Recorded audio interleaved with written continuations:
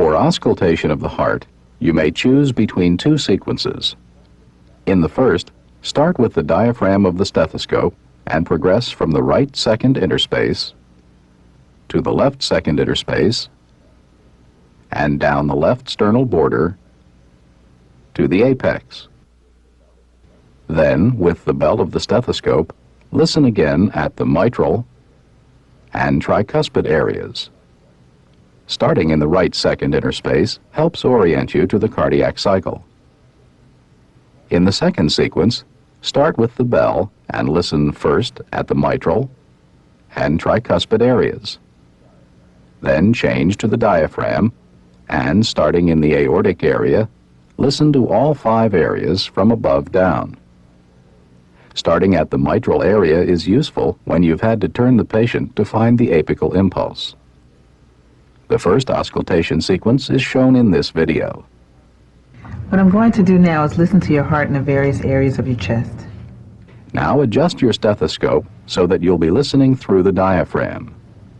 When pressed firmly on the chest, the diaphragm is best for hearing relatively high-pitched sounds, such as S1, S2, the murmurs of aortic and mitral regurgitation, and pericardial friction rubs. Begin listening at the right second interspace close to the sternum. Note the cardiac rate and rhythm. Identify the first and second heart sounds and listen for extra heart sounds and murmurs.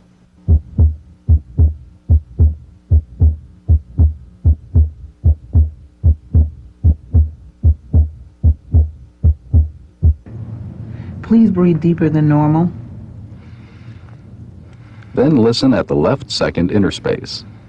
Try to hear splitting of S2. Here it is abnormally wide.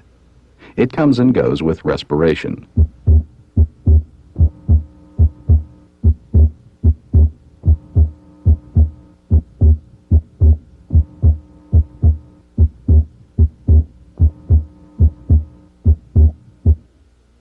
Continue to breathe deep. Proceed along the left sternal border to the third interspace. Again, listen for splitting of S2.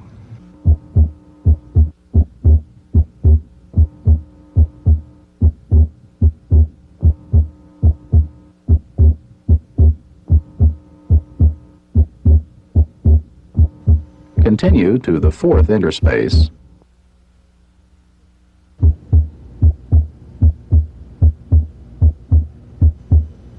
And then to the fifth interspace.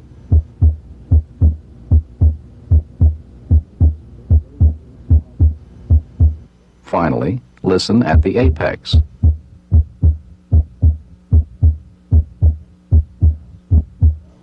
Now switch to the bell of the stethoscope, which is more sensitive to low-pitched sounds such as S3, S4, and the murmur of mitral stenosis.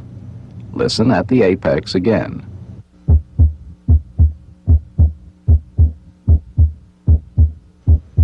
In the fifth interspace,